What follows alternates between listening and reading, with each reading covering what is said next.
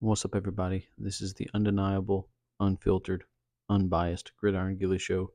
I'm your host, Gridiron Gilly. Coming up on week 4 of the college football season. A lot of good games last week. A couple upsets, a couple games that were blowouts, but above all, it's a good day when college football's on. This episode, I'm going to break down the USC and Michigan game. I'm going to break down the Tennessee and Oklahoma game, and I'm going to break down in the NFL. This will be my first time doing the NFL, but the fans wanted it, so the fans get it.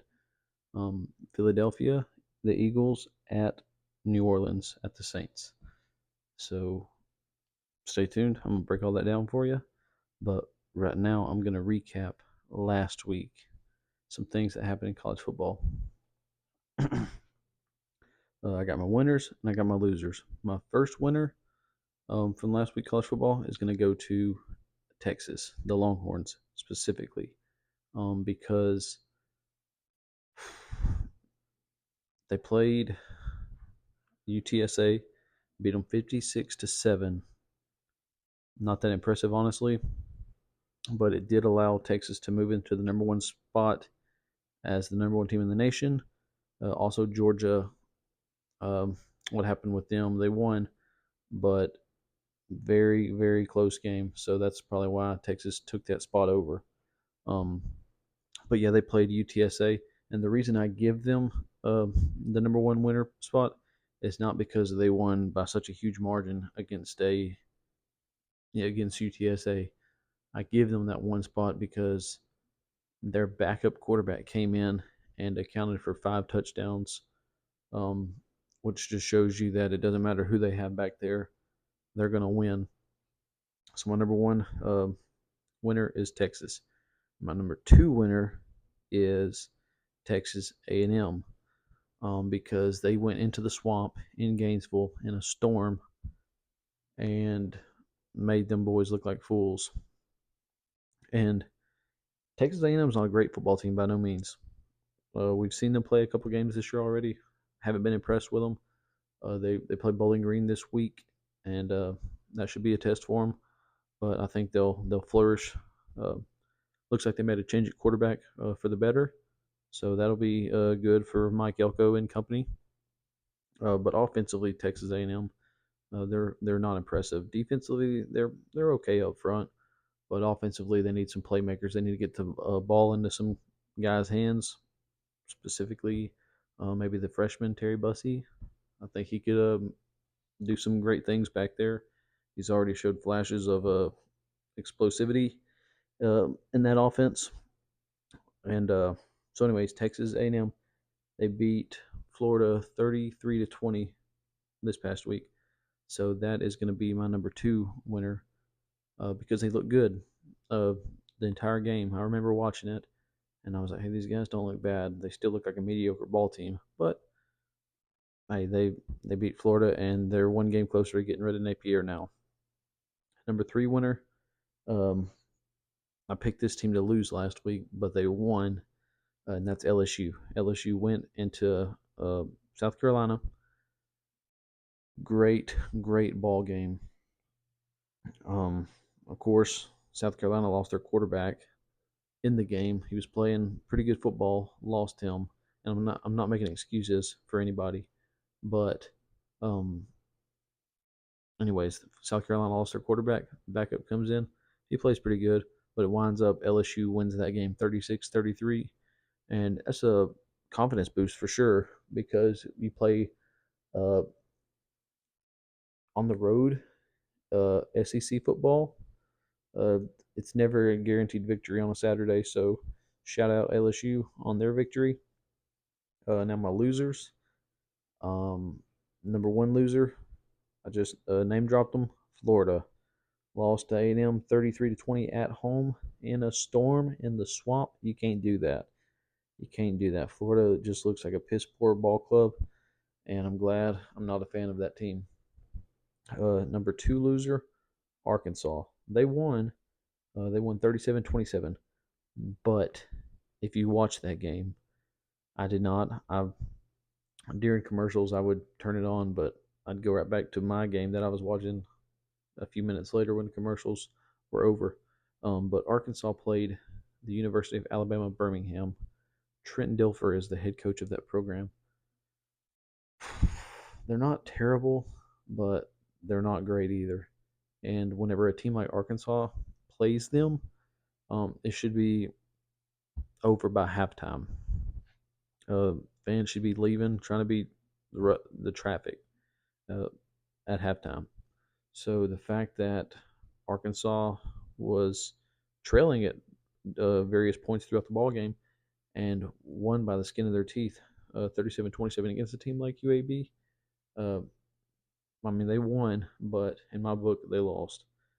And my number three loser, they also won, but I'm giving them the loser spot because they lost their position as the number one team in the country, and they beat Kentucky 13-12. Kentucky's a basketball school. They're mediocre at football, but that's the beauty of college football.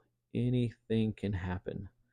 Um, Georgia, we know, is dominant. They have been for the last few years, and nobody picks against them. It would be absurd to pick against the Bulldogs. But some lucky fool, or unlucky, I guess, he probably picked Kentucky to win this game, and he was probably on the edge of the seat the whole game watching it. He thought he was about to win some money, but Georgia pulled it off 13-12. Very low scoring game. Very boring from what I heard. Not a lot of offense, a defensive game, which is impressive for Kentucky to play defense that well against Georgia. So shout out to Kentucky for hanging with what was the number one team in the country. And also, I didn't expect that to happen because the week before, South Carolina and Kentucky played a pretty boring game. South Carolina blew them out, but it was a very boring game. So I expected Georgia to, you know, smash these guys. And the fact that Kentucky made it a game, shout out to those guys. Um, Now that I'm through with my recap from last week, let's get into this week.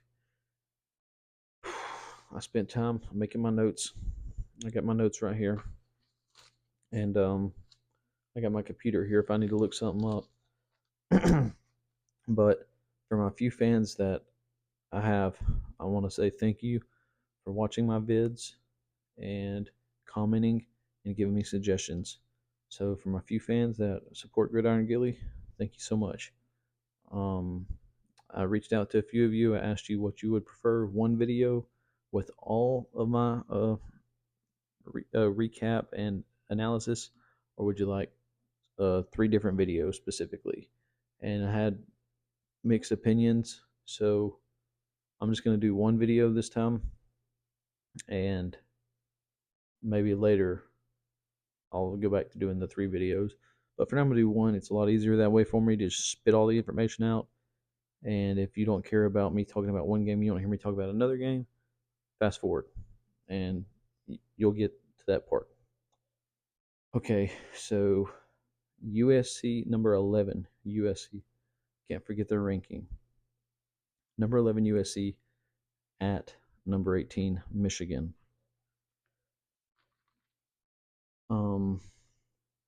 Lincoln Riley's the head coach at USC. This will be his third year. Michigan, Sharon Moore. This is his first year, obviously. USC beat LSU 27-20, and they beat Utah State 48-0. Michigan beat Fresno State 30-10 and lost to Texas 31-12. But then they just beat Arkansas State 28-18. Players to watch for the Trojans going to be quarterback Miller Moss, 607 passing yards, 2 touchdowns. Running back Woody Marks, 29 carries, 171 yards, 3 touchdowns.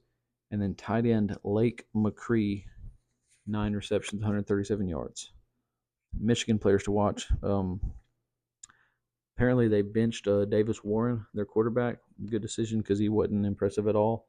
They're putting in Alex Orgy, 6'3", 235 pounds.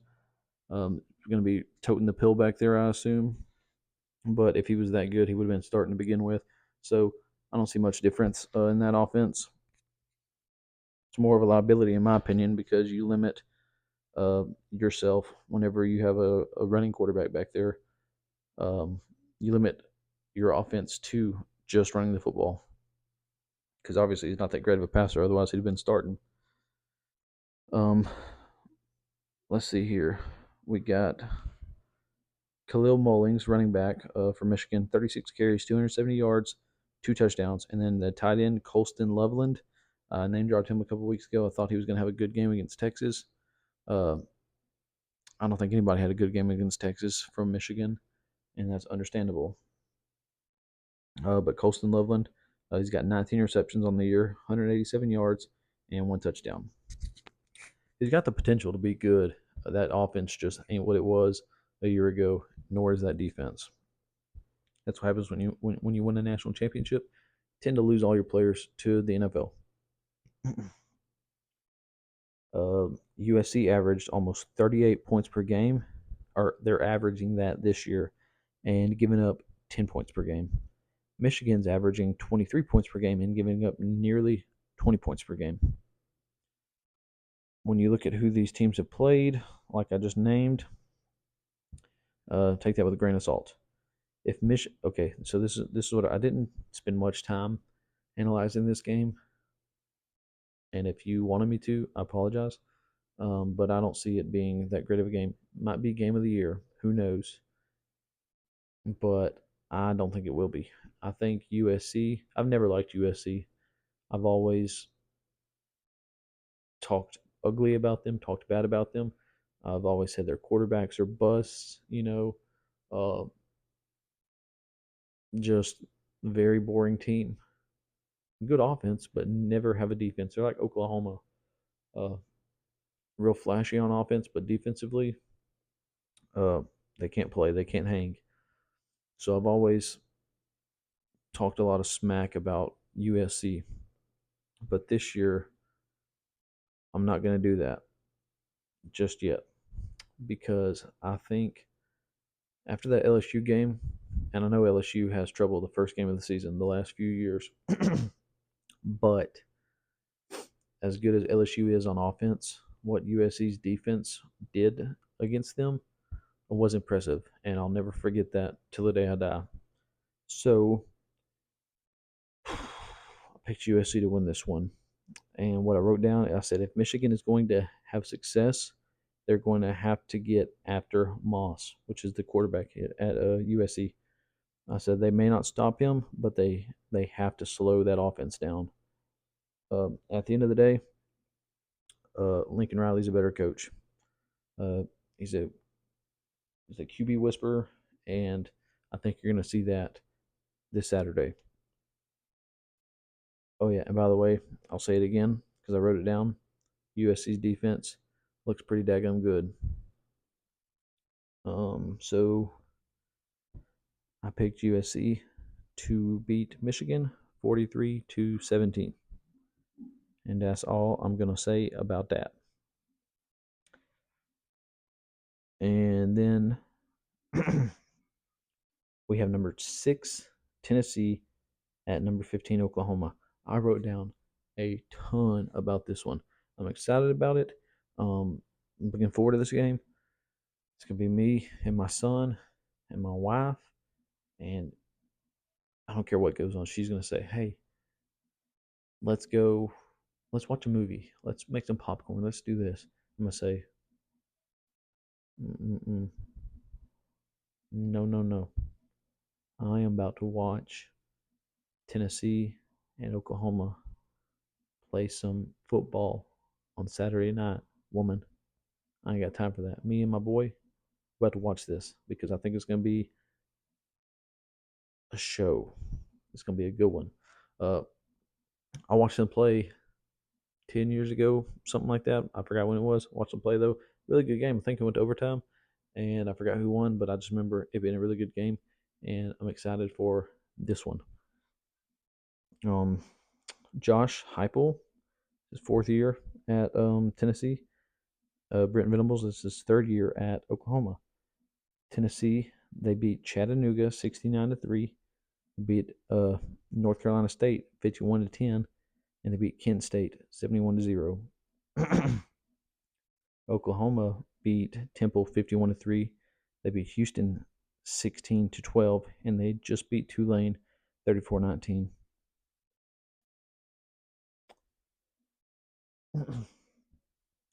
Tennessee players to watch: quarterback Nico Imalava, 698 pass yards, 6 touchdowns, 2 interceptions. He's got 17 carries, averaging 6 yards a carry.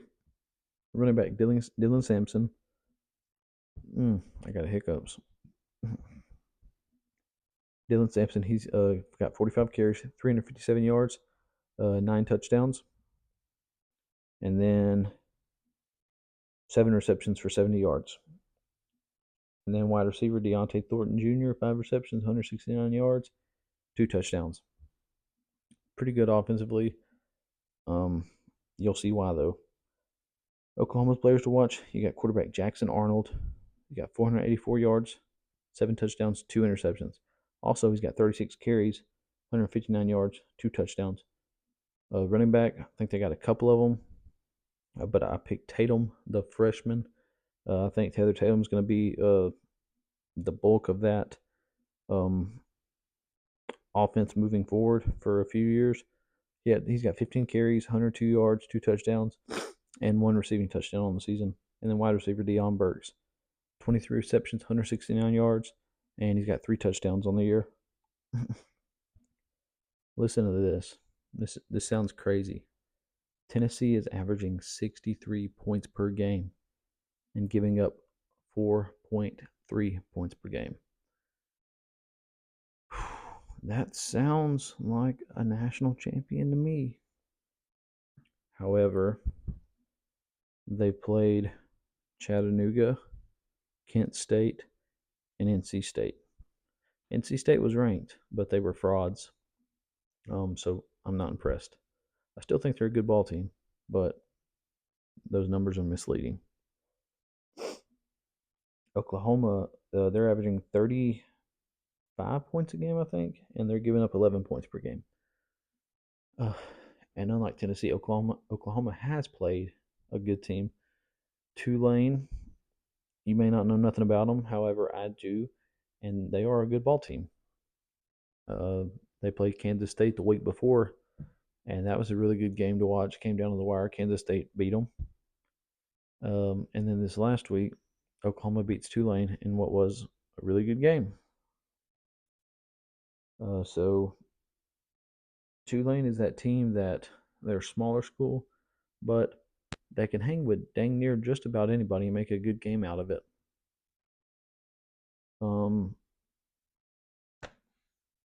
Tennessee has looked solid the first few games into the 24 season.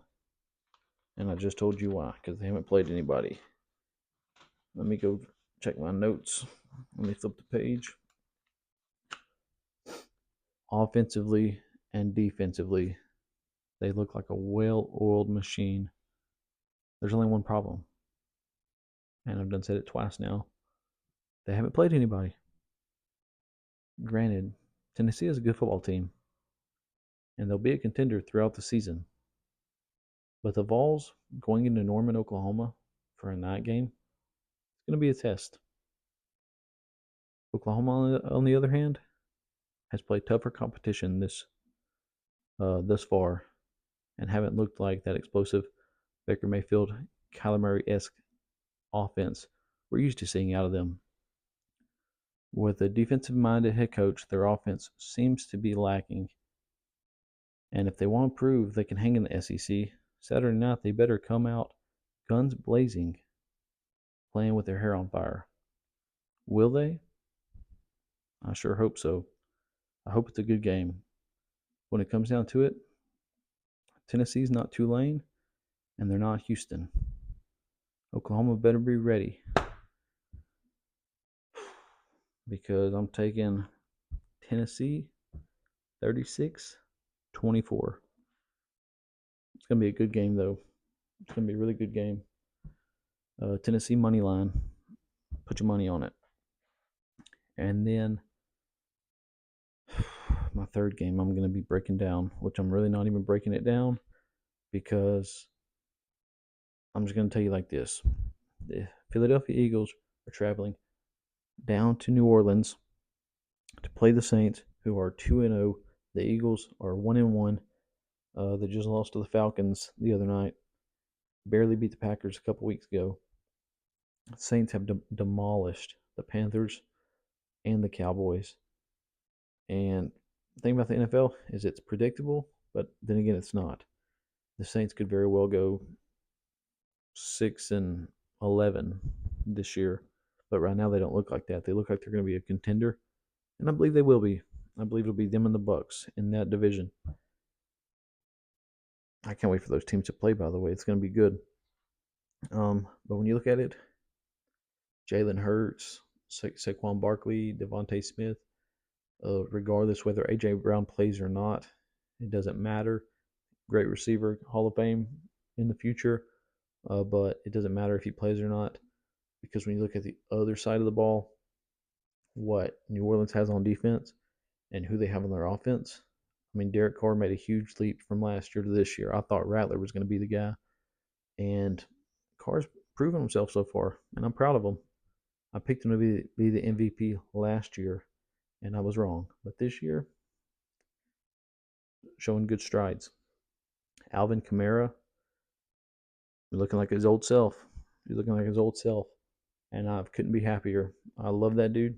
Great pickup in fantasy. And he's one of those running backs that have been in the league for a few years now, and he still gets after it. He's still scrappy.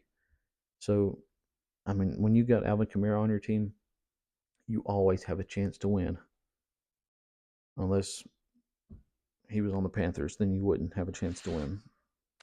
And then that Shaheed guy, I don't know how to say his name, Rashid Shaheed, I think. But that dude, he's been putting up some good numbers. Chris Olave, he's pretty good.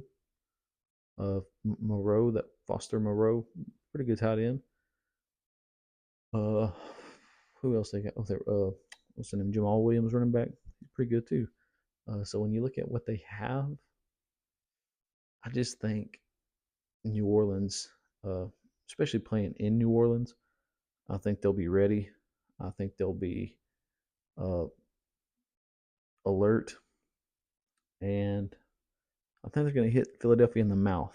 I don't think it'll be as one-sided as the first two games were, but I think Philly is. I think teams are starting to see Jalen Hurts, what he brings to the table, and how he can be stopped. And I think New Orleans can do it. So I'm picking the Saints 30-17 against the Philadelphia Eagles. That's my opinion. If you don't like it, tell me why. Tell me what you think is going to happen. Oh, yeah, and I'm sorry. I should have said this way earlier, but shout out LSU for establishing a run game the other day against South Carolina. They needed that, and Caden Durham, he's a freshman, and I think he's going to be the guy. I think he's going to be the dude moving forward, and a lot of football left to play, and we'll see where he goes. We'll see where that team goes, hopefully to the college football playoff, but they better tighten up on defense. Anyways, that's all I'm going to say about football. This one went kind of long. I'm sitting on 24 minutes right now. Get on Instagram, gridiron_Gilly. Follow me. YouTube, I think it's the same thing, gridiron_Gilly. Subscribe, comment, share. Man, just if you love football, give me a follow, man. I don't know everything about football, but I love it. And I know you do too because you're watching this. So let's chit chat. Let's talk about some football. I'll do more NFL if that's what y'all want. Arena football, Canadian League. I don't know nothing about it, but I'll look into it. And we'll go from there, okay? But that's all I'm going to say. I'm about to go pop me some melatones, and I'm going to hit the sack. So, good night, dogs.